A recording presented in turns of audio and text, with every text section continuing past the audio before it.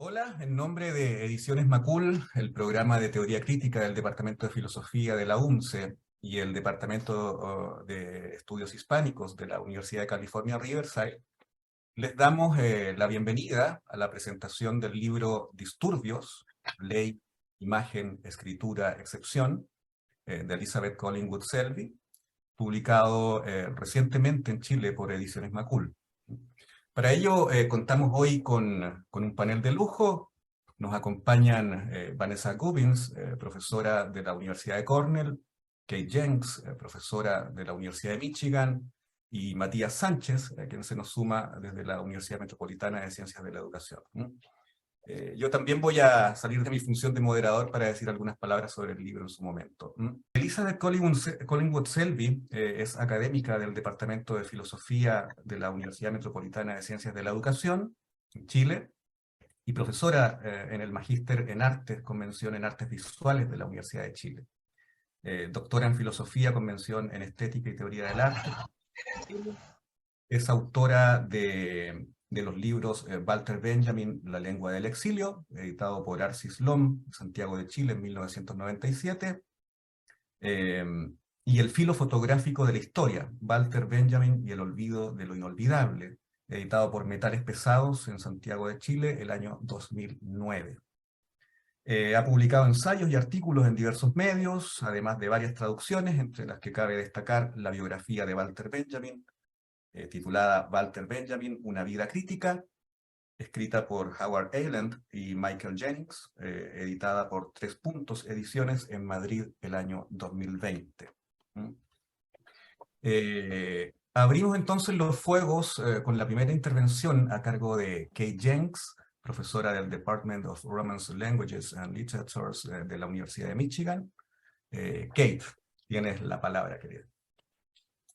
Quiero agradecer primero a Elizabeth y también a Gonzalo por la invitación a hablar hoy, y también a las instituciones que apoyaron este evento: Ediciones Macul, el Departamento de Teoría Crítica del Departamento de Filosofía en la UNCE y el Departamento de Estudios Hispánicos en la Universidad de California en Riverside. Voy a comenzar con una cita del libro de Elizabeth que aparece en el ensayo sobre la escritura de Guadalupe Santa Cruz. Y cito: No hay cómo dar en el blanco de una escritura. No hay cómo leer sin que la memoria y las torsiones del ojo que lee se incrusten imperceptiblemente en lo que lee, haciendo de ese cuerpo ajeno, al menos parcialmente, un cuerpo propio. Sin que la falta y el exceso de lengua y de tino devuelvan el original como mancha siempre alterada. No hay cómo leer sin escribir, pero tampoco hay como leer sin que el ojo, el cuerpo que lee, que se vea al mismo tiempo escrito por lo que lee, alterado en su fibra, horadado en su perspectiva, enajenado en su instrucción. Fin de cita. Este pasaje sobresalió en mi lectura del libro y resonó con mi experiencia de leerlo. Me pareció una descripción muy buena del acto de lectura en general. La lectura, en tanto, siempre involucra la escritura en el sentido tanto del acto de escribir como la condición de ser inscrita por el texto leído. La descripción tiene una resonancia especial para mí en cuanto se relaciona a este libro, escrito por una amiga muy querida que vive en un país lejano. Se trata de una amistad caracterizada por un juego de proximidad y distancia.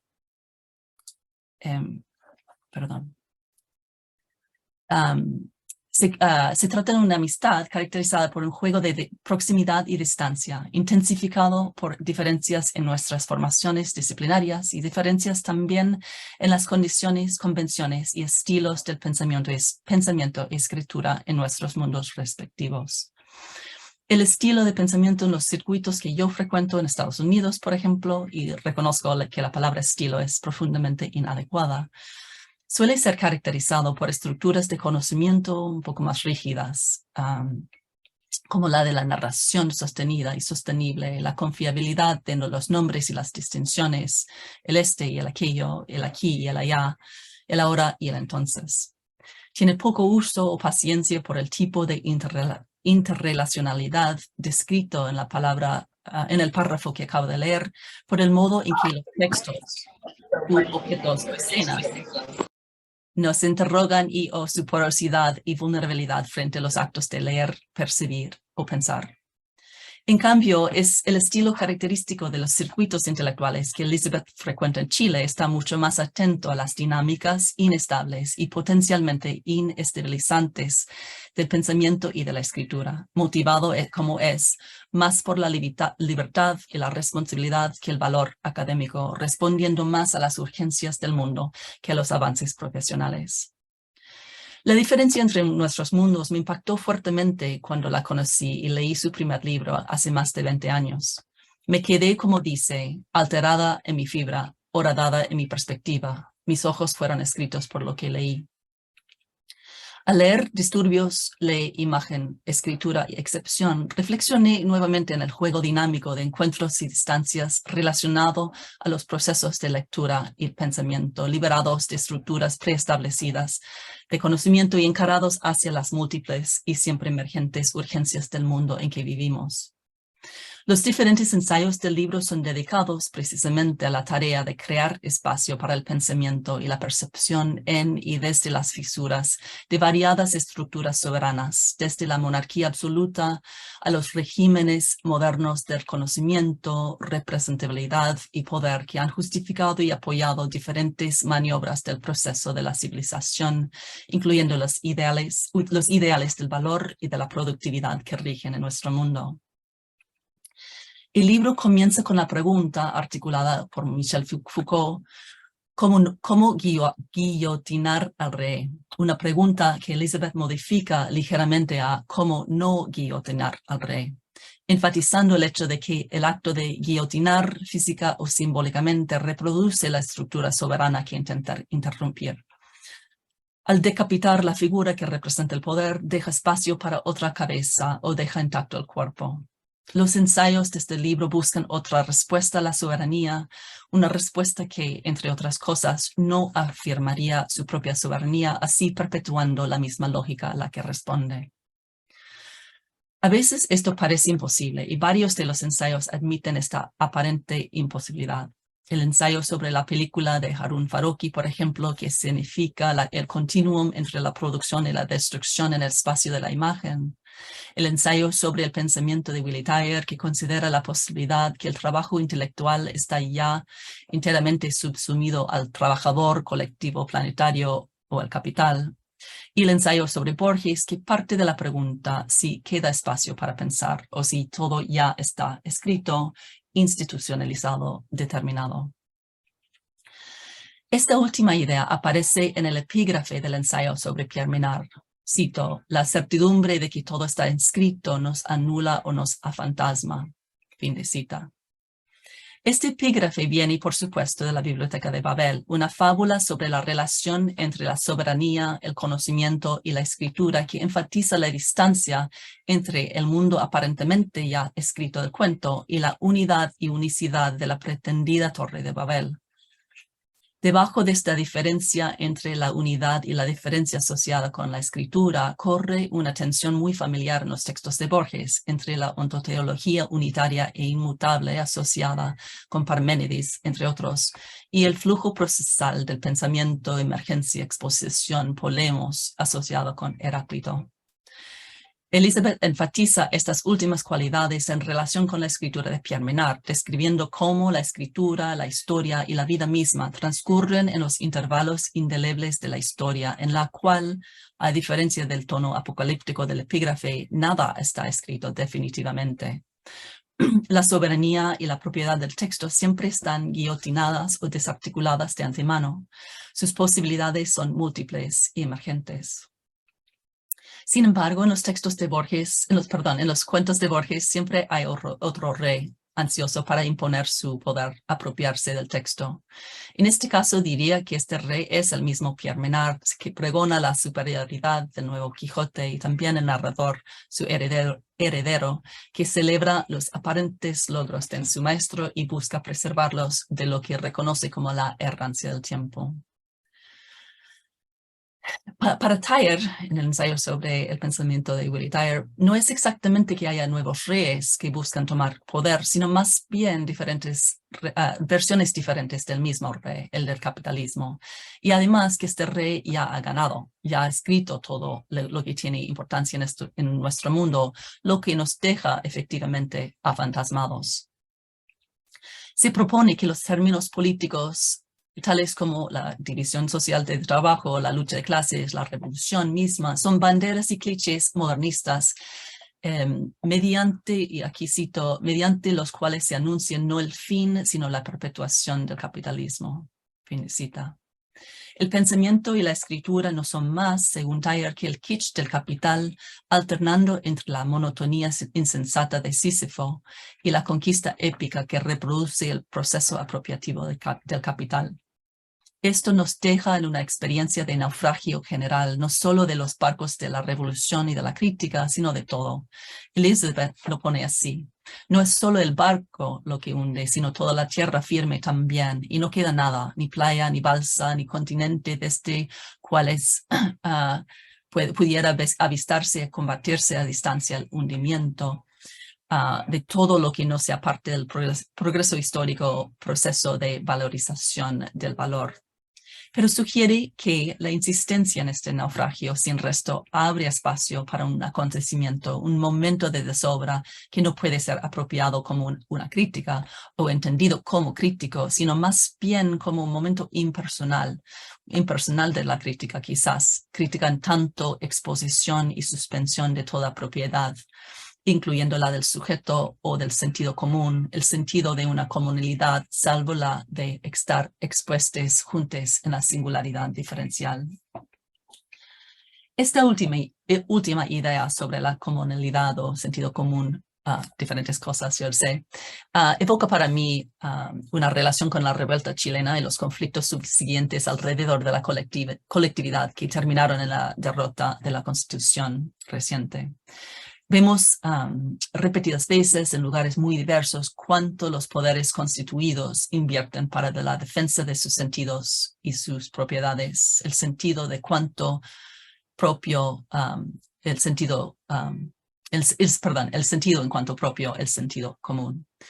¿Cómo sería posible interrumpir o transformar un régimen de sentido, de valor, el proceso de valorización de valor sin reimponer otro valor, otro sentido, otro telos? ¿Cómo sería posible guillotinar al rey sin verdugo o sucesor, simplemente dejando expuesta la relación con el otro, incluyendo la alteridad del tiempo? La palabra exponer es una clave que recurre a lo largo de los ensayos de este libro, girando en torno de la figura desfigurante de la imagen, resonando en maneras interesantes con el libro previo de Elizabeth, el filo fotográfico de la historia.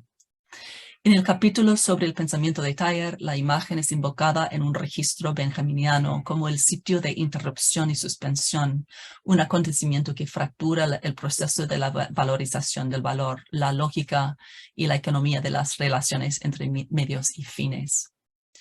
En otros capítulos, la figura de la imagen aparece como un sitio tanto del ejercicio de la soberanía como de su disrupción o disturbio potencial. En el capítulo sobre la etnofotografía de gente indígena en la Tierra del Fuego, se interroga el modo en que la fotografía reforzó la desaparición física y cultural de poblaciones nativas durante el periodo colonial y sugiere que esta desaparición en la aparición fotográfica se perpetúa hasta el día de hoy en la circulación de las mismas fotos en los museos y en el Internet. Aunque el capítulo sobre Colonia Dignidad no toca la figura de la imagen per se, el problema es muy parecido. Hay una estructura de contención, un campamento de vida nula como materia para la imposición de la fuerza soberana, la escenificación teatral de la productividad y el progreso de manera muy semejante a la captura y exposición de los fueguinos. Elizabeth nos plantea la pregunta con Didi Huberman si somos capaces de exponer nuestra mirada frente a estas imágenes de exposición y apropiación, ya que nuestras miradas están tan afantasmadas por la soberanía representacional, el sentido común de la apropiación y el progreso.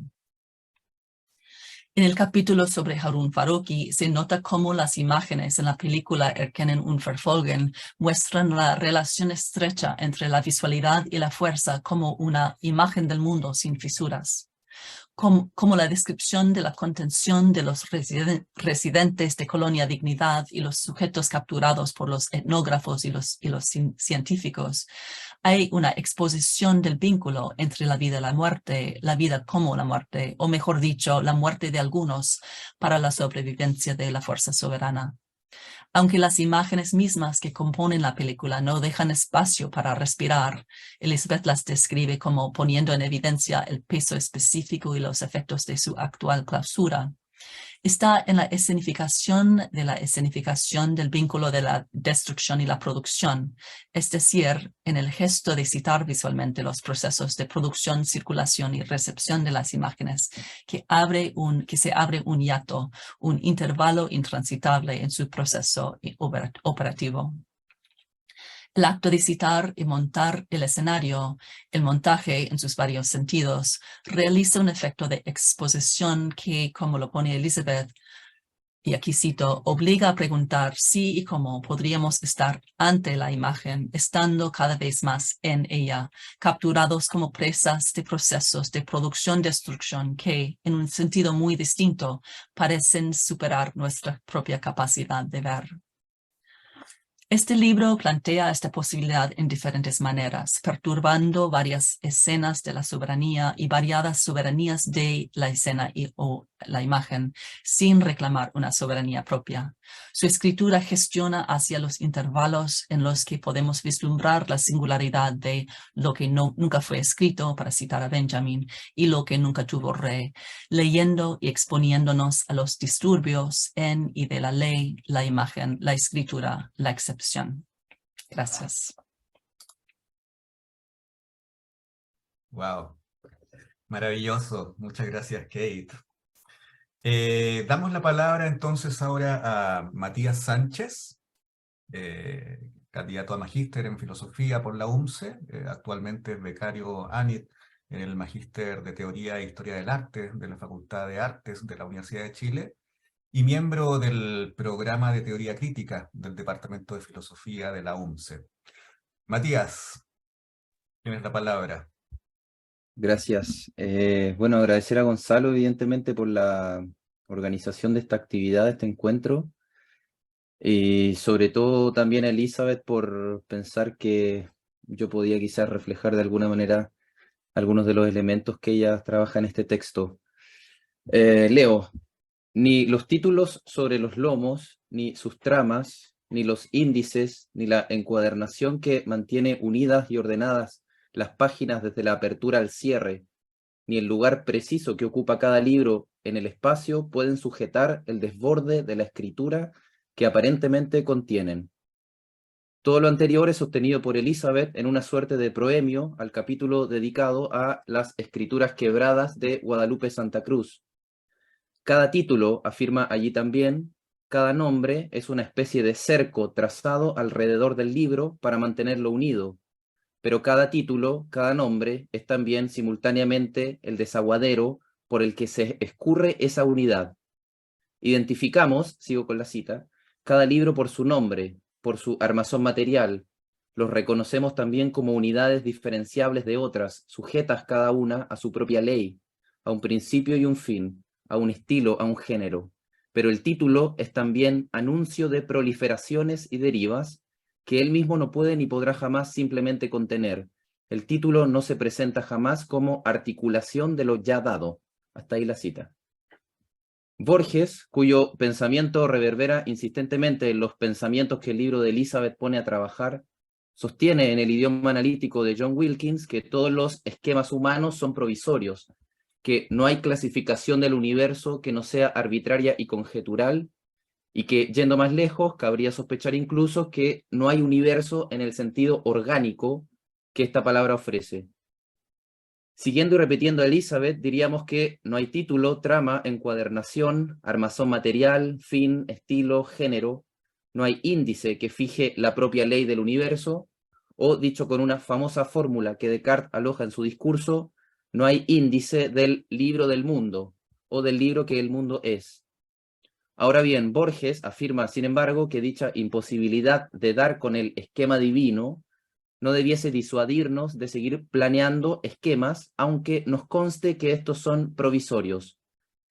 Me atrevería a decir que Disturbios, el libro de Elizabeth, se juega en esta insistencia o recordatorio de lo provisorio. Este sería tal vez un provisorio esquema con el cual podríamos aproximarnos a este trabajo, una conjetural manera de tantear el motivo que, pienso, atraviesa la operación de esta unidad escurridiza, como ella misma dice, titulada Disturbios. En el preámbulo de Walter Benjamin, La lengua del exilio, primer libro de Elizabeth del año 97, como decía Gonzalo, puedo leer ya la preocupación y la atención prestada a este problema. Cito: depositar el texto sobre la mesa y abrirlo, exponerlo a la mirada que instantáneamente mide y calcula, entonces acercarse apenas y leerlo, sobrevolarlo, dibujar mentalmente el arreglo de signos, el cuadro de su significado. Yo diría también ahí hacerlo cuadrar en el damero, siguiendo la lectura que ella va a ofrecer acá en Disturbios. Como quien traza, sigo con la cita, desde el aire el mapa de una ciudad desconocida. De lejos el texto es imagen y puede apresarse. Comprenderlo es idealmente agotarlo, dice Elizabeth en el libro del año 97, someterlo a los límites de una cierta intención, dominar su significado, alejarse de las palabras para apoderarse de lo que las palabras quieren decir. Es, metafóricamente hablando, desvestir una fruta para apoderarse de su cuesco. Hemos aprendido a leer de lejos, a escribir y a hablar de lejos, a guardar prudentemente esa distancia que nos separa de la distancia, que nos inhabilita para la diferencia. Fin de cita.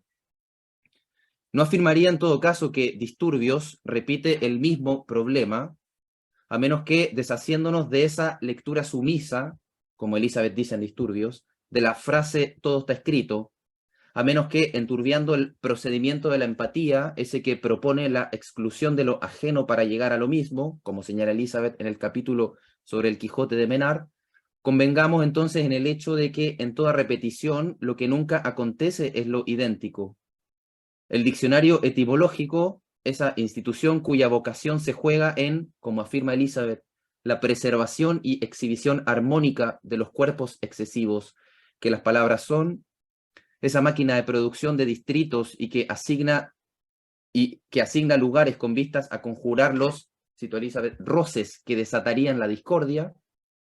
Ese diccionario, digo, nos regala una pista para pensar de otra manera esta repetición. Se nos indica allí que del latín repetere, la palabra encuentra su raíz en el indoeuropeo pet, que además de volar, nombra también el precipitar.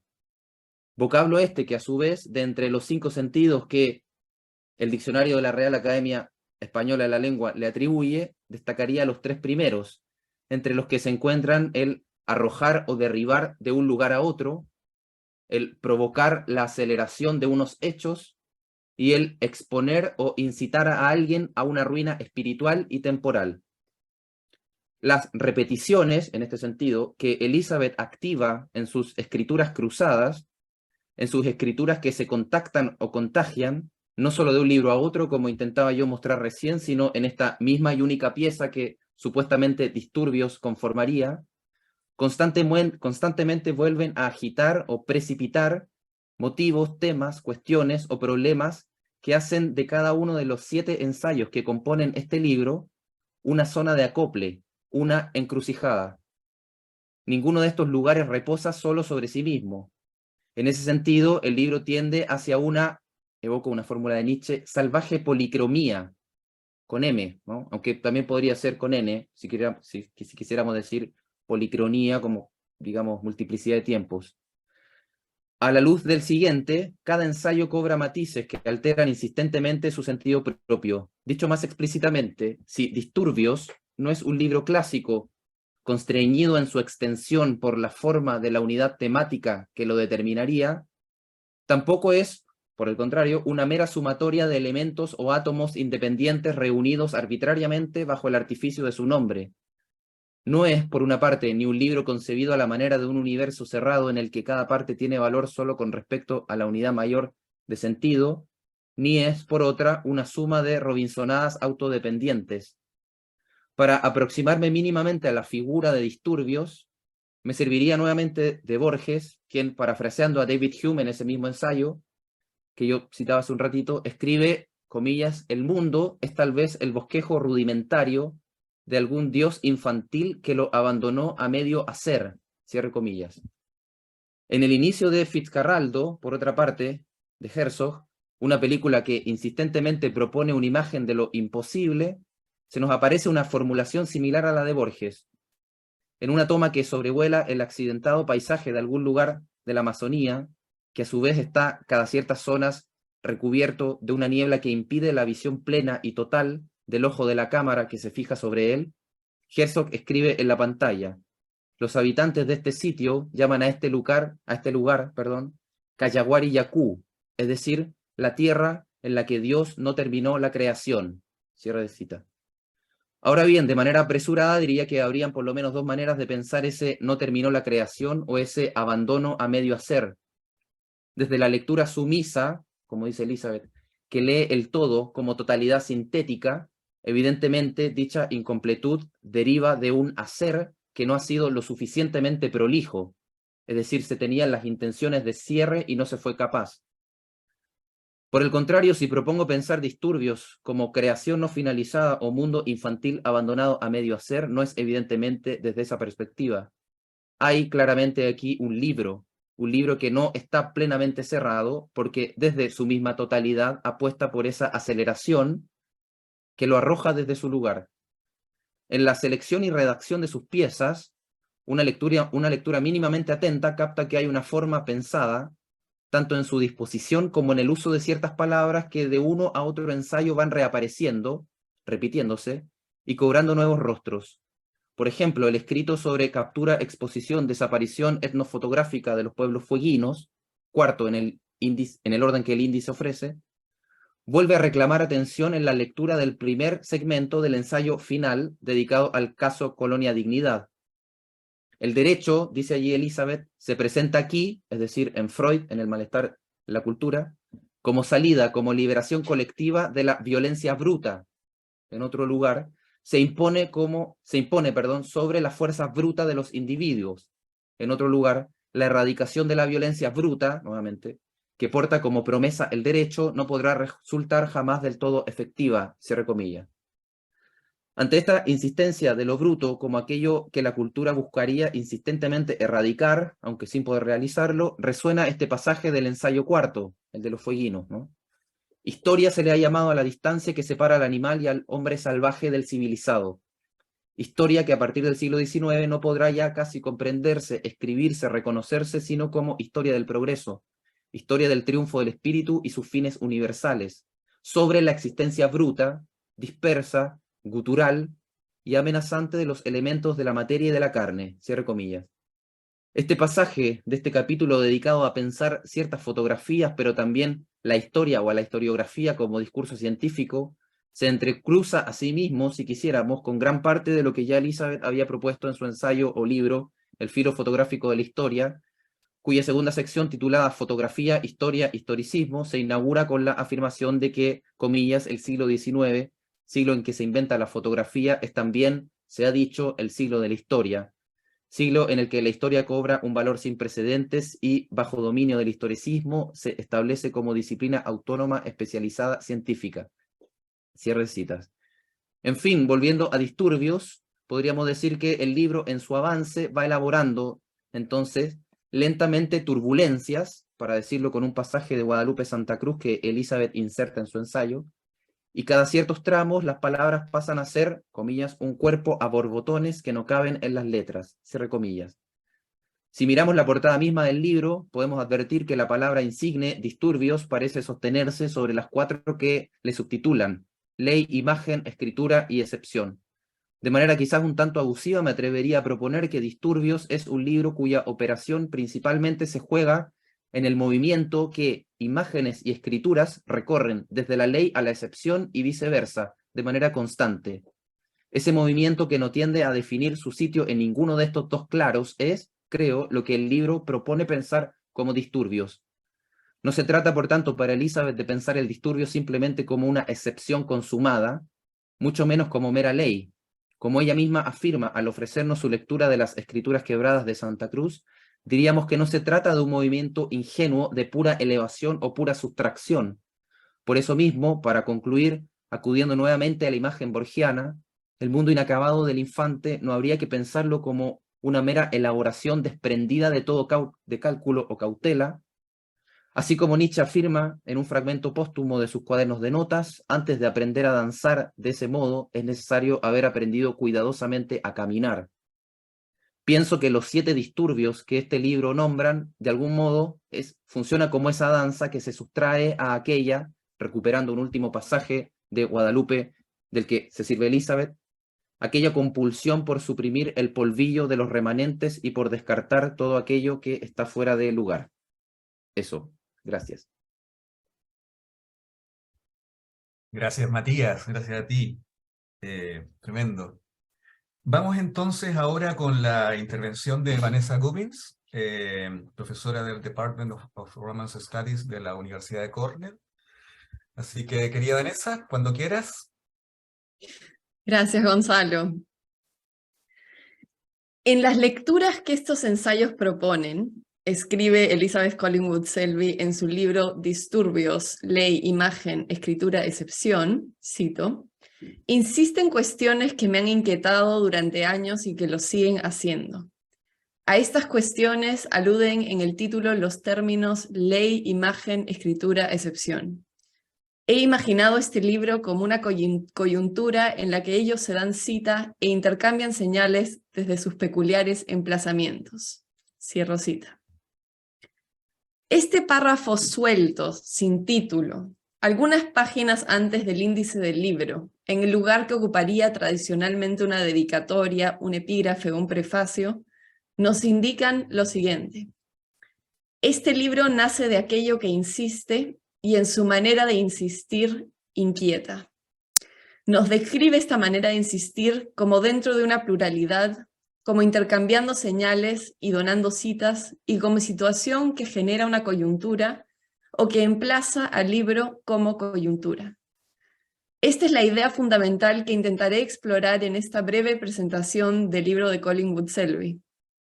Pero antes de hacerlo, quisiera agradecerles a Elizabeth y a Gonzalo la invitación a Ediciones Macul, a la UMCE y a UC Riverside. Es muy grato para mí acompañarlos virtualmente de nuevo. Comencemos. En cualquier otro contexto de escritura y pensamiento, la palabra inquietud quizás pasaría desapercibida, pero en un libro llamado Disturbios cobra una hipervisibilidad. Esta hipervisibilidad se podría identificar en la proximidad semántica entre la palabra inquietud y la palabra disturbio, proximidad que recae sobre un paralelo entre la paz y la transparencia que todo disturbio turba, y la inmovilidad y estabilidad que toda inquietud impide. En otras palabras, ni la inquietud ni el disturbio permiten que cese la alteración de algún estado, de algún modo de ser, de alguna palabra o manzana ante su emplazamiento en el damero de una ciudad. Pero, ¿qué es un disturbio y qué es disturbar en tanto modo crítico de la alteración o de la inquietud? Desde ya clarifiquemos que el disturbio que nos interesa aquí no está relacionado a lo que tradicionalmente se llamaría la barbarie. Es decir, no es la barbarie que acosa las fronteras de algún llamado mundo civilizado, como excepción a la regla o anormalidad que mancha y vuelve turbio lo que sería otra mente puro y limpio. Es decir, no es un disturbio externo, ajeno, extraño, que viene desde afuera y presupone delimitaciones claras entre un afuera y un adentro. Hay una crítica a esta noción de barbarie que tiene larga y conocida trayectoria. Dado esto, no la reseñaré hoy. ¿A qué disturbio entonces se refiere el libro? Podemos decir que tampoco se trata, meramente, de nuevamente indicar la relación constituyente interna entre la civilización y la barbarie. Es decir, no se trata simplemente de una reiteración de la idea de una relación genealógica entre civilización y barbarie, en la que la barbarie se presenta como origen reprimido de la civilización. En esta visión, la relación entre lo bárbaro y lo civilizado se remontaría a una noción de la historia que entendería un pasado bárbaro como aquello que el presente civilizado intenta reprimir o superar. Quizás desde ya intuyan la contradicción en esta postura, que de manera sutil, casi imperceptible, reintroduce una delimitación fuerte entre barbarie y civilización, y lo hace, además, en el nombre de una crítica de esta presunta separación.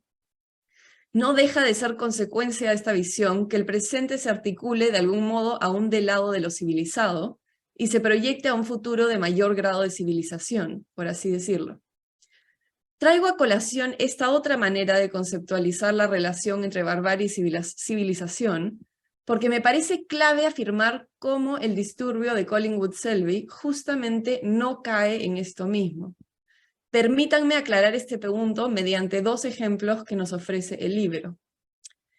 En el cuarto ensayo, Captura, Exposición, Desaparición etnográfica de los pueblos fueguinos, lo que disturba no es que la desaparición de los pueblos fueguinos produzca archivos, museos, libros, revistas, artículos, sino, en vez, lo que disturba es el hecho que la producción de archivos, museos, libros, revistas, artículos produzca la desaparición de los pueblos. Tomemos otro ejemplo. En el séptimo ensayo del libro, Cultura, Pulsión de Muerte, Explotación Sexual, el caso Colonia Dignidad en Chile, lo que disturba de la no excepcionalidad del caso Colonia Dignidad en Chile, de su normalidad, no es que Schaeffer refleje la pulsión de muerte inherente a la civilización, sino, en vez, que la pulsión de muerte de la civilización implique a Schaeffer. ¿Qué significa esta sutil inversión del orden? Que, vale decir, no se trata de una inversión del orden causal de las cosas, sino más bien, y por ponerlo quizás algo toscamente, de su dependencia operacional. Lo que sale a la luz en ambos casos es que el modo de ser civilizado, el modo de ejercerse de la civilización, de operar, es bárbaro. Es decir, en la civilización que describe Collingwood Selby, la barbarie no se ubica solo en su momento instaurador y como hecho individual, si tal cosa fuera coherente de decir, sino en todo su operar, cosa que supone un modo de ser dentro de un esquema de reproducción bárbaro. Aquí, y de manera que creo estar siguiendo a Collingwood Selby, uso la palabra barbarie en el sentido que Benjamin le da en la tesis 7 sobre el concepto de la historia, cuando habla de cómo todo documento de la civilización es a la vez documento de barbarie, y que, por lo tanto, requiere ser acompañado por el afecto del horror. Pero si bien Benjamin nos indica que el historiador materialista no puede contemplar el linaje de estos documentos de la civilización sin sentir horror, Collingwood Selby, vía Harun Farocki, nos indica que, en la medida que la imagen ha adquirido un valor operativo de producción-destrucción, la imagen misma se despliega como el operar bárbaro de la civilización. Entonces, ya no podemos ubicar el límite crítico desde una posición ante la imagen, contemplándola, sino en ella, en el horror.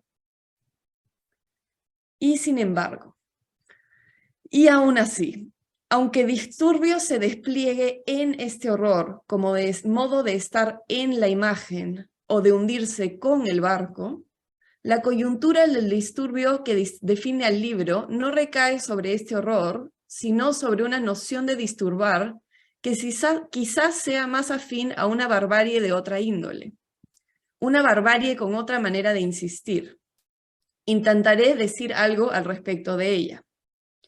En el primer ensayo del libro, Collingwood Selby nos ofrece una suerte de entrada teórica a lo que podríamos llamar dos nociones de barbarie. Por un lado está la barbarie de la civilización, que se cruza con la figura de la violencia mítica en Benjamin, como violencia que se caracteriza por su vínculo con el poder. Por otro lado está la barbarie no del disturbio en singular, sino de los disturbios en plural, cosa que me atrevería a sugerir se ejerce en la esfera excluida por el vínculo violencia-poder. Es decir, se ejerce en la esfera de la justicia.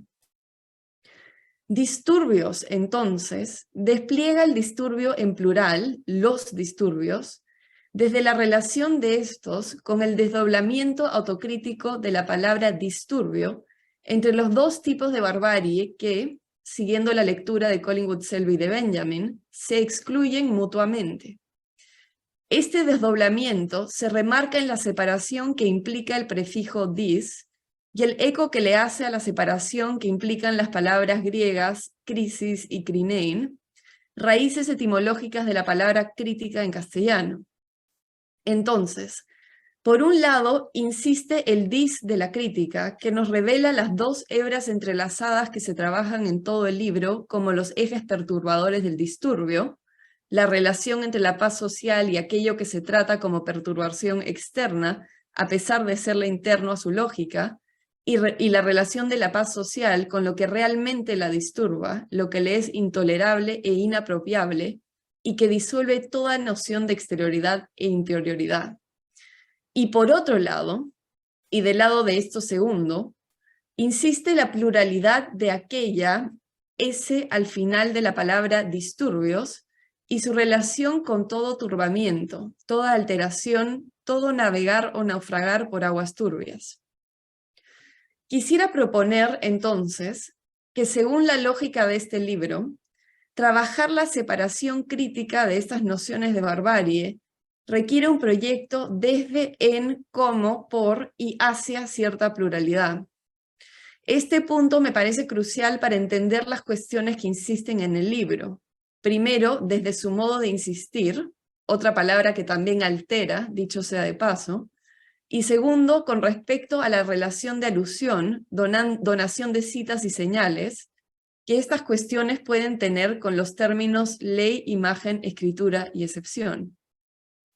Desde este punto de vista, me parece que la pregunta clave es: ¿cuál es el modo de insistir de la desaparición de los pueblos fueguinos, del caso Colonia Dignidad y de la lógica tecnomilitar operativa de la imagen, que se cruza con el modo de insistir del Pierre Menard de Borges, de la escritura quebrada de Guadalupe Santa Cruz, del naufragio crítico de Willy Thayer y, por último, de la justicia del lenguaje de Walter Benjamin? La pregunta que estos textos reúnen se ubica entre aquella insistencia que nace del quiebre interno al pacto de paz social, como la operación del vínculo violencia-poder, y aquello a lo que se aluden los términos ley, imagen, escritura, excepción. Términos cuyos cuerpos, a pesar de estar emplazados en el damero y sus geometrías, parecieran siempre ya estar en la fuga de su propia alteración, en la quebrada que Collingwood Selby vía Guadalupe Santa Cruz llama, cito, el desaguadero por el que se oscurre esa unidad, esa frontera, ese número, esa organización, ese mapa, cierre cita, y que precisamente por esto mismo no son conceptos. No cobran o pierden vigencia ni se vuelven más o menos aptos para criticar alguna realidad, sino se vuelven a usar, se repiten, multiplicándose dentro de la alteración que desencadena toda repetición, ya que, como aprendemos de Borges y Pierre Menard, nada aún ha sido definitivamente nombrado.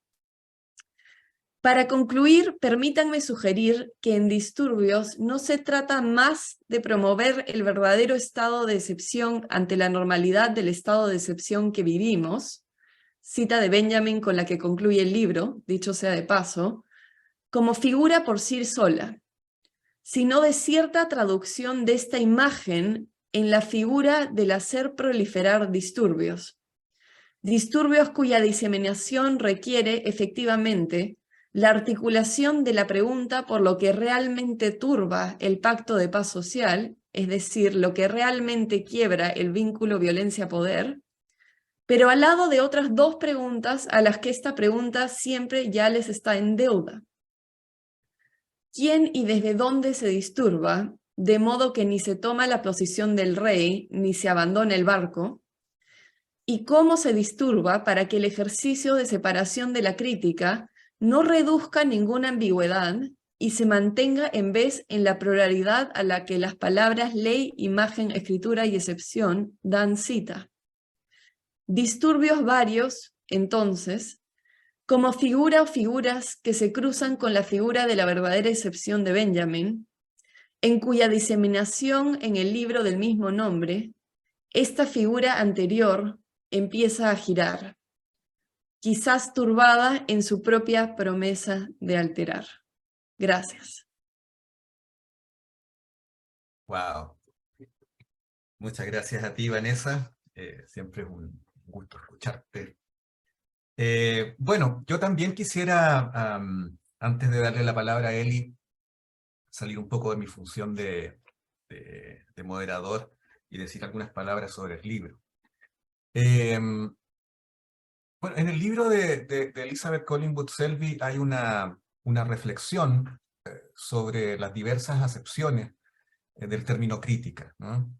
De partida pone dos de ellas en escena, ¿no? La de Foucault, que la pone en juego, digamos, como la exigencia de una analítica del poder que no pase por el derecho y las formas monumentales de la razón moderna de Estado, sino que se despliegue más bien como una microfísica del poder, ¿no? De los mecanismos del poder que, unido al saber y la imagen, tienen como efecto formas de subjetivación dóciles al dispositivo del capital contemporáneo en la sociedad postdisciplinaria o sociedad de control. Recordemos que Foucault plantea poner entre paréntesis, por así decirlo, el privilegio teórico de la soberanía estatal al pensar el poder, ¿no? Y dar paso al análisis molecular de sus nuevas tecnologías de gobierno de la vida. Hoy diríamos del derecho a la tecnoeconomía, de la sociedad disciplinaria a la sociedad de control, de la ley a la normalización específica de la gubernamentalidad neoliberal, etcétera, ¿no? Por otra parte, está el concepto de crítica puesto en juego por Benjamin, a través de una analítica de la violencia interruptiva del derecho que no pasa por el poder, en el entendido que el poder más bien se expresa en la violencia mítica del Estado y todos sus sucedáneos de policialidad epistemológica, relacional, institucional. Entonces, ¿insiste Benjamin en pensar en términos de soberanía y derecho? Una de las preguntas que se hace él y no. No. Benjamin está pensando también por fuera del derecho, pero en otro sentido que Foucault. O sea, mientras uno está pensando en las violencias del dispositivo, el otro está pensando en la violencia que lo revoca, ¿no? Permítame una cita. Dice, ¿dónde y cómo podrían encontrarse, compararse, medirse el análisis Foucaultiano del poder según el juego concreto e histórico de sus procedimientos y la crítica benjaminiana de la violencia, ahí donde el primero exige la construcción de una analítica del poder que ya no tome el derecho como modelo y como código, y la segunda, la exposición de la relación de la violencia con el derecho y la justicia? Me salta una parte, ¿no? No es gracias a la sustitución histórica de unos procedimientos de poder por otros distintos que se abre, según Benjamin, un más allá o un afuera de la esfera del derecho. Ese más allá o ese afuera solo pueden tener lugar, hacerse un lugar donde no hay lugar para él, como interrupción del imperio del derecho considerado aquí como norma histórica. Por lo mismo, la suspensión, la interrupción de la que se trata, parece ser también necesariamente la interrupción de los regímenes de historicidad que en cada caso sustentan esa norma. Hasta ahí la cita, ¿no? Entonces, es esta interrupción del dispositivo, pensada por Benjamin, la que está en juego en el libro de Eli, me parece, interrupción que lo es a su vez del juicio, es decir, de la crítica entendida como juicio, y del esquematismo del tiempo histórico que lo narrativiza, ¿no? Filosofía de la historia del progreso, filosofía de la historia del capital, diría Sergio Villalobos Ruminot, o en el sentido que lo dijo Kate delante, ¿no? En el sentido de exponer no solo lo representado, sino nuestra mirada afantasmada por el régimen de representación del progreso. Claro, es decir, con Benjamin, pero también con Guadalupe Santa Cruz, con Harun Farocki o con Willy Thayer, Collingwood Selby está pensando no solo el dispositivo soberano gubernamental de dominación, explotación y sujeción pastoral, sino también y ante todo está pensando la turbulencia, el disturbio, la violencia pura como interrupción del dispositivo, de su violencia jurídica, de su instalación de una inmediatez mítica en la que se domicilian los cuerpos imaginantes bajo su gobierno, ¿no? Él estaría pensando así la purificación de la violencia con Benjamin como interrupción de la injusticia hecha derecho. La cuestión es entonces la justicia, ¿no? Permítanme aquí una excursión en el libro, al libro primero de la política de Platón, ¿cierto? Uno de los textos fundacionales de eso que se llama Occidente. Se introduce ahí la cuestión central de este extenso diálogo, ¿no? Que es la cuestión de la justicia o dikaiosune, ¿no? Tras un breve preámbulo, Sócrates pregunta por lo que sea la justicia y evoca, junto a su interlocutor Polemarco en ese minuto, a modo de punto de partida y declaración de una especie de precomprensión compartida, lo siguiente, ¿no? Dice, bueno, ¿qué es la justicia? En primer lugar es femi ten aletheian, ¿no? Decir la verdad. Y luego citan la sentencia célebre en la antigüedad de Simónides, ¿no? Tota ofeilomena ekasto apodidonai dikaion esti, ¿no? Lo justo es dar a cada uno lo debido. El decir la verdad es destacadamente un modo de dar lo debido en este diálogo, ¿no? Hay una íntima conexión entonces entre verdad y deuda en ese texto platónico, ¿no? Por lo que es preciso comprender cada una de ellas en su copertenencia, ¿no?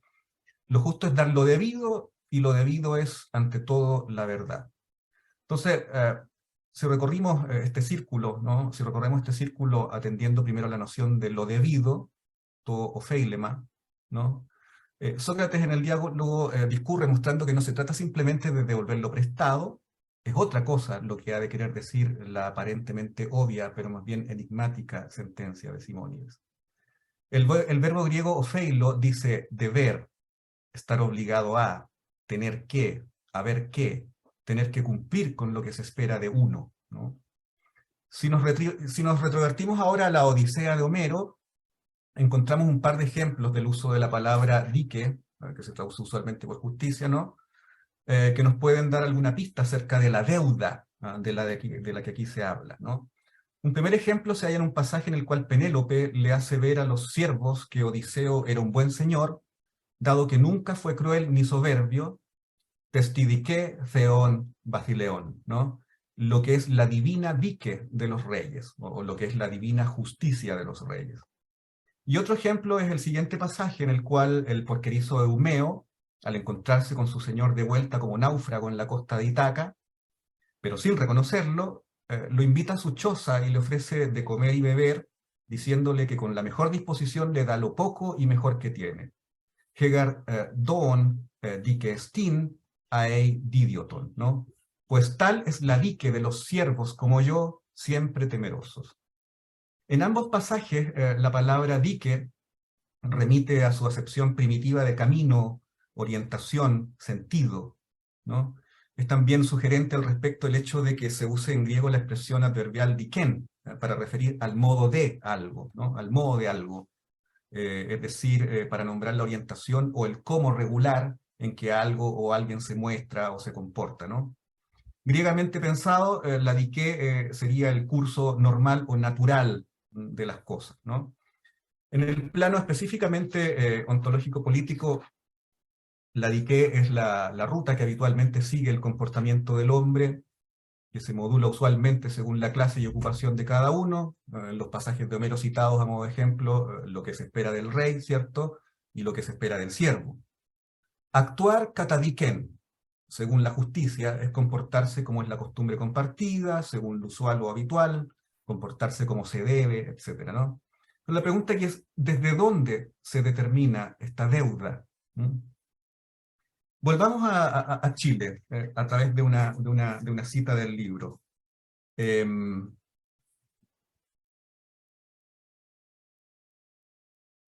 Dice, esto es a propósito en el capítulo sobre Guadalupe, sobre la escritura de Guadalupe Santa Cruz, ¿no? Dice, quebrar en la performance de la escritura el sitio que ha querido sitiarla también a ella, eliminar su posibilidad, tendrá que abrir en esa quebradura la lengua, el cuerpo y la ciudad a su desencuentro con aquello que en la ciudad, en la lengua y en los cuerpos bien instruidos ha escapado a su instrucción, a su modelamiento. Tendrá que fracturar la unidad que totaliza y blinda las miradas, las sensaciones, los recuerdos, las hablas que así blindadas no pueden ver, ni sentir, ni recordar, ni decir su propia reducción. You'll hear a ding that you're in communication. Get up, check your red bins for your luggage. Just be careful, I have to leave shit during flight. If you are continuing on us to Oakland, this is your address. Ahí sí. Perdón. You get that. Ahí sí. Sigo.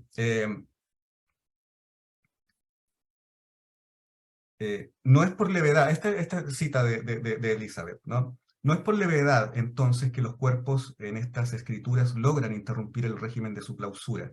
No sería posible quebrar la línea, romper el cerco, el sitio, alejándose de ellos, elevándose por sobre ellos para mirarlos desde arriba, a distancia, desde lejos.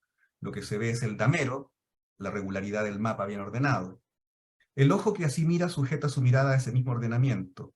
No es por distanciamiento que las lenguas y los cuerpos sitiados le abren pasaje a la anomalía de su singularidad, sino adentrándose hondo en la textura de los datos, que es la fórmula de Walter Benjamin, ¿no?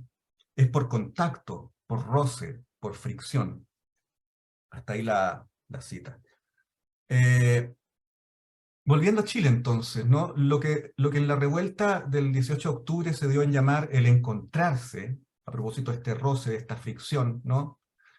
Circulaba mucho durante los días de la revuelta este dicho o este cántico: tardamos tanto en encontrarnos, ahora no nos soltemos, ¿no?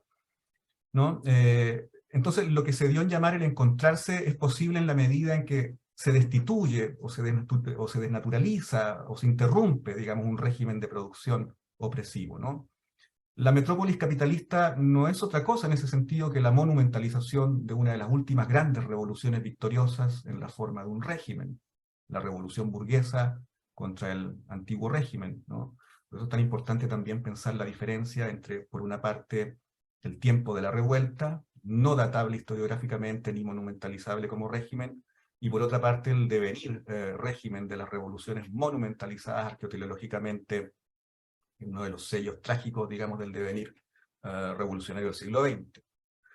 En el sentido de lo que plantea la lectura de Eli, de la escritura de Lupe Santa Cruz, no hay erotismo ni imaginación popular, digamos, sin que ello coincida con la destitución o con la interrupción del régimen que mantiene a cada uno en su lugar, en un mundo cerrado dentro del orden funcional de la clasificación y la jerarquía, ¿no? Como régimen de deuda. Eso es precisamente lo que hace el fascismo, ¿no? Cierra el mundo en nombre del padre o en el de los hijos que lo matan y devoran su cadáver, ¿no? Prohíbe imaginar en común, ¿no? Precisamente por eso los fascistas plantean que lo que nos une es la tradición y toda esa dimensión ominosa que se reúne en el significante patria, territorio ligado a patrimonio de sangre y cultura, etcétera, etcétera, ¿no? Y los neofascistas dicen que lo que nos une es un etos neoliberal que, a pesar de haber sido instalado vanguardistamente a sangre y fuego, se haya legitimado por su normalización. Habría que seguir pensando entonces formas de composición anárquica de los cuerpos, ¿no? Siguiendo esta lectura de Guadalupe Santa Cruz que hace Eli, ¿no? Composición anárquica de los cuerpos y las ideas que excedan la clásica organización, ¿no? Movimiento, partido, Estado, y las configuraciones político-existenciales del padre, ¿no? El antiguo régimen, y del hijo, el liberalismo, precisamente en los tiempos en que el fascismo reclama la cerradura patriarcal del mundo, la restitución de la masculinidad bélica y predadora, la conservación o el reformismo reaccionario del régimen de dominación política y explotación económica, con la complicidad administrativa e ideológica del progresismo, y el derecho, ¿no? La libertad con mayúscula, de los hombres libres, entre comillas, ¿no? Para arrastrarnos a la extinción por la vía de la guerra nuclear y la devastación antropogénica de los ambientes de vida. La revuelta chilena, pensándola a la luz, digamos, de este libro, no se acabó ni con la impotencia política del gobierno actual, ¿no? Ni con la constitución de 2022, que no fue. La revuelta no es solo lo que ocurrió en 2019, y su potencia destituyente no se reduce a ningún ritual de institucionalización. Seguimos imaginando, seguimos experimentando, conservamos el fuego de la infancia, y no nos van a quitar la calle. La imaginación quiltra no cesa de desobrar sus máquinas, pues habitar un mundo es crearlo en el elemento impropio de la imaginación que nunca lo convierte en un hogar, ni lo apropia para reproducirlo y consagrarlo, como lo hacen los administradores y los identitarios en general, ¿no? La imaginación quiltra hace posible el encontrarse, tardamos tanto tiempo en encontrarnos, ahora no nos soltemos. Eso para dejarlo.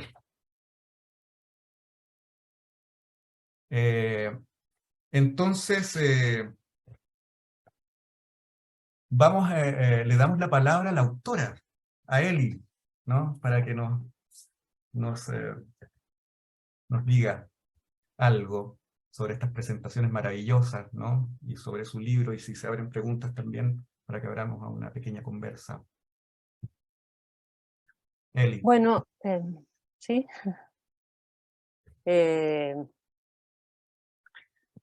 Hola a todas, a todos, a todes. Y primero que nada, quiero realmente agradecer muchísimo las presentaciones. Me cuesta, no voy a hacer comentarios así como particulares respecto de cada una de las presentaciones, pero sí quiero decir que, que me han disturbado, digamos, cada una de distinto modo, ¿no? Haciéndome, no sé, como haciendo que el libro estalle de alguna manera para mí, ¿no? De modos que yo no he podido ver, ¿no? El pasaje inicial que leía Vanessa al comienzo, ese que está como suelto y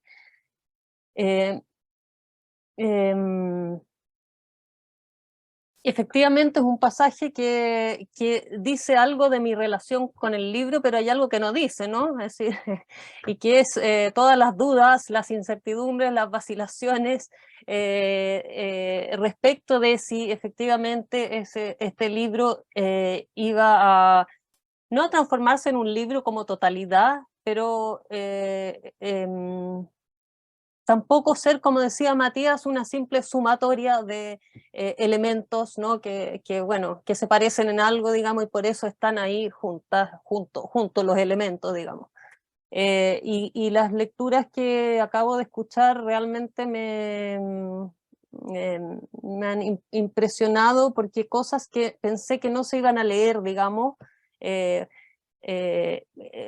escuché cierta lectura de eso, y escuché también lecturas de cosas o de relaciones que yo no había visto, ¿no? Entonces, en ese sentido, por lo menos para mí ha sido realmente muy significativo las presentaciones, escuchar sus presentaciones, escuchar los textos, las escrituras que me devuelven también, ¿no?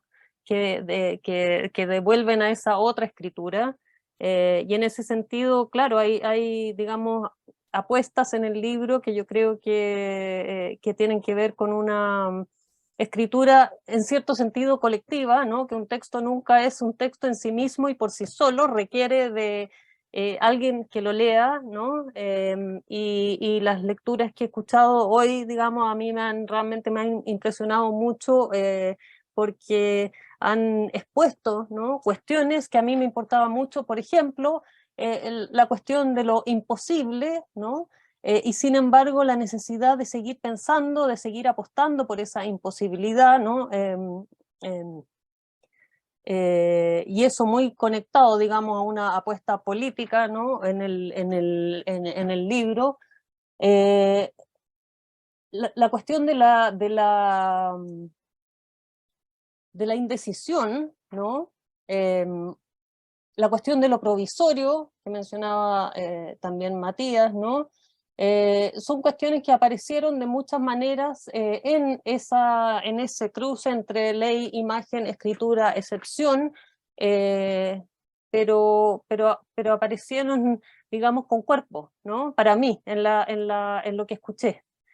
Adquirieron un cuerpo que yo tampoco había visto del todo, digamos, y agradezco mucho la experiencia de poder estar aquí escuchando eso, y les agradezco también la dedicación de lectura que obviamente reflejan esas presentaciones, ¿no? Hay una serie de asuntos que ustedes plantearon, digamos, que creo que sería como muy alucinante tener espacio para discutir. Yo creo que soy en este momento no muy capaz de discutirlas, de retomarlas y elaborarlas aquí. Ahora creo que no le haría justicia al nivel de las presentaciones que acabo de oír, digamos, ¿no? Pero sí son cuestiones que creo que abren problemas, ¿no? Que este y otros libros, muchos otros libros, servirían para poner en juego en una discusión, ¿no? Así que eso, bueno, realmente muy agradecida por las presentaciones. También quiero agradecer a quienes están aquí escuchando, acompañando, y muy especialmente también a Gonzalo por haber organizado esta presentación, ¿no? Que ha requerido igual tiempo, trabajo, así que muchísimas gracias. Eso, y no sé si, o sea, no tiene que terminar con esta palabra mía la cosa. Sí, sí, Solo adelante. decir algo rápido en lo que acabas de decir, Eli, que me has hecho pensar mucho acerca de la importancia de este acontecimiento que estamos viviendo ahorita, como ya entrar en la posvida de del libro, ¿no? O sea, un poco... Nada, o sea, lo que decías me hizo pensar eso, ¿no? Para ti, o sea, por un lado la escritura como algo que en el proceso tiene muchas manos, pero la lectura también, y creo que esa era la imagen con la que empezó la presentación de Kate, ¿no? Y acá estamos leyendo, escribiéndote de vuelta, ¿no? Entonces, gracias por hacerme tangible algo tan que no siempre es posible en una presentación, ¿no? Ese tipo Bueno, de... bueno, para mí también o sea, se devuelven las gracias, y lo otro que también creo que es importante, no sé, quería rescatar también de muchas de las cosas, entre muchas de las cosas que dijo Kate, tiene que ver también con la amistad, ¿no? La amistad no siempre implica que uno está todo el tiempo junta, que conversa mucho, que no, yo con Kate tengo una amistad de muy larga data, digamos, y mucha de ella ha sido también hasta cierto punto en cierto silencio, digamos, pero cada encuentro como con Vanessa nos conocemos de hace un tiempo, digamos, y cada encuentro también como que abre más espacios, digamos, a cruces, a lecturas, ¿no? Y en ese sentido también esta presentación, digamos, con motivo del libro, pero con motivo de lectura, ¿no? Que para mí es algo muy importante, digamos, relevante en esa amistad. Nada, abre otra dimensión también de la amistad, ¿no? Que creo que es importante rescatar, resaltar. Gracias por la invitación, todas, todos quienes expusieron igual, felicitarles. Creo que, bueno, el otro día tuvimos una instancia donde también se presentó el libro y también ocurrió esto de que todos los invitados leyeron un texto, una escritura. Y es curioso porque, claro, finalmente, y es algo que le iba a comentar a Elizabeth en esa ocasión, era que las escrituras generan otras escrituras constantemente. Y es interesante pensarlo desde esa perspectiva porque, claro, aquí estamos leyendo, o sea, estamos escuchando a cuatro lecturas de 4 escrituras que surgieron, pero no sabemos cuántas más están teniendo lugar o no en otros lugares, espacios, cuerpos, etc. Igual tenía una pregunta que tiene que ver con el texto de Farocki. No sé, es algo que me genera como una cierta incertidumbre pensar el cómo se puede hacer uso de esta técnica cazadora que tú identificas en el cine de Farocki, desde una operación que ya no sea necesariamente capitalista, pero No sea que necesariamente que... capitalista, pero que sí mantenga como esa destrucción-construcción constante que refiere un poco a esta, comillas, naturaleza humana, ¿no? Entonces, no sé, son cuestiones que me quedan ahí como dando vueltas, y es que se puede pensar esa técnica cazadora fuera de esos procesos de producción, destrucción, capital. Y no sé, eso.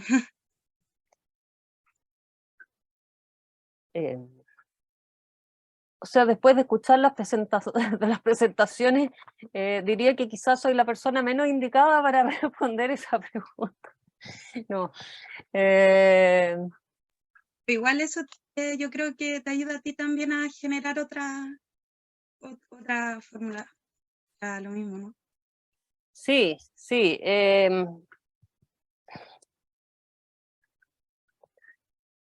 Bueno, primero diría que lo que me interesaba de ese acoplamiento, ¿no?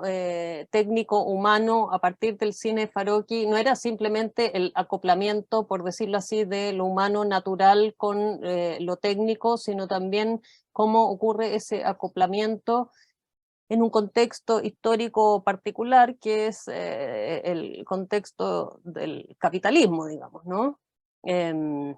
Entonces operación esa de la casa está pensada también muy fuertemente en relación a ese contexto, ¿no? Claro, pienso que sería posible, es decir, que en la operación cazadora, la operación cazadora no es simplemente una operación igual a sí misma, ¿no? Sino que podríamos pensar que hay muchos procesos, cualidades, acciones que están implicadas en eso que llamamos la caza, ¿no? Y la caza con Z, quiero decir. Y sin duda muchas de esas operaciones son operaciones que podríamos identificar, no sé si identificar, pero relacionar con bueno, un segundo sentido de disturbio, retomando un poco la lectura que hacía Vanessa, ¿no? De esa bonita distinción entre dos modos de pensar el disturbio, de aparecer el disturbio en el libro, ¿no? Entonces, claro, habría una dimensión, digamos, disturbadora de ciertas operaciones, acciones, gestos que podríamos asociar con los de la casa, que no necesariamente quedarían caídos y absorbidos por la operación, por decirlo así, de devastación que está implicada en la casa, ¿no? Eso podría decir por ahora, ¿no?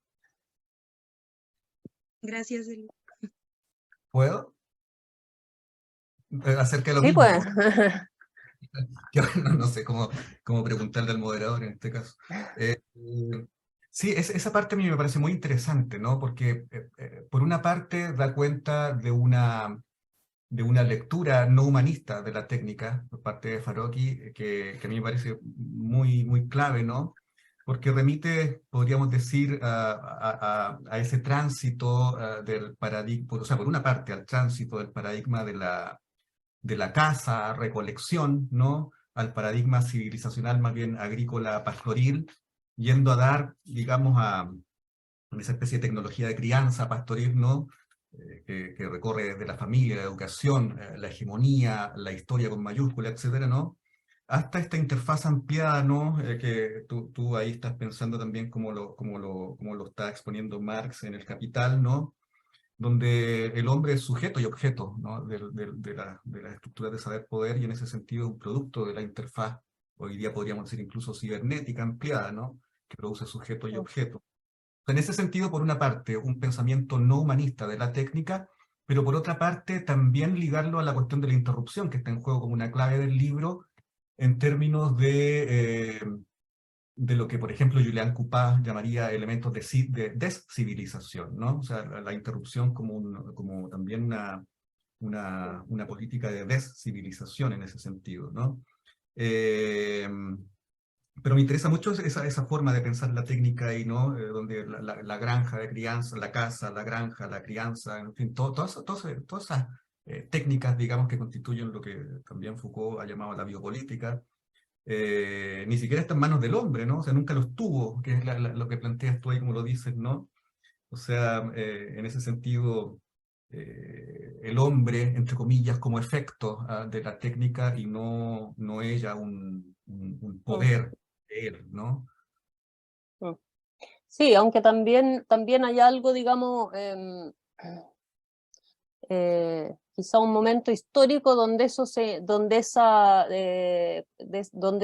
inversión, por decirlo así, de la relación se intensifica, ¿no? Por eso cuando respondía a Sophie decía que también hay algo de un contexto histórico que hay que tener presente ahí, o que a mí me parece, a partir de la lectura de Farocki, importante de tener presente, ¿no? No es como que esa relación humanidad-técnica ha sido una relación constante, digamos, a lo largo de la historia, ¿no?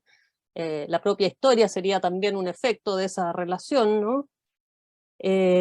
Pero hay un momento, por decirlo así, de giro, de quiebre, de inversión en esa relación, creo que Farocki apunta a ese momento cuando señala que la técnica deja de ser algo así como, bueno, ciertas técnicas, ciertas tecnologías, ¿no? Dejan de desarrollarse imitando las capacidades humanas o subsumiéndose o dejándose subsumir, ¿no? Por las capacidades perceptuales, por ejemplo, motrices de lo humano, ¿no? Y empiezan a desarrollarse bajo su propio patrón, ¿no? Un patrón que va a incorporar a lo humano como un apéndice, ¿no? Como una pieza de trabajo. Y creo que hay digamos, si bien siempre podríamos decir que la relación entre técnica y humanidad ha tenido una dimensión como esa, hay un momento también donde esa inversión parece producirse, parece darse más intensivamente, ¿no?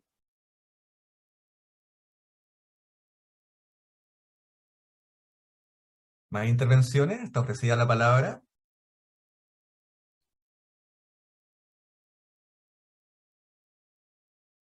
Bueno, entonces vamos a ir cerrando esta actividad. Yo les agradezco mucho la ocasión, ¿no? de haber compartido estas presentaciones, estas lecturas maravillosas con nosotros. A todos los participantes también su asistencia, su participación, su atención. Y nada, agradecer en nombre de UCR Hispanic Studies, del del programa de Teoría Crítica del Departamento de Filosofía de la UMCE y de Ediciones Macul, ¿no? Que haya sido posible este encuentro con la participación de todos ustedes. Así que eso, muchas gracias y hasta la próxima ocasión. No sé si alguien quiere despedirse. Gracias. Ustedes. Muchas gracias. Gracias y chao. Adiós. Gracias.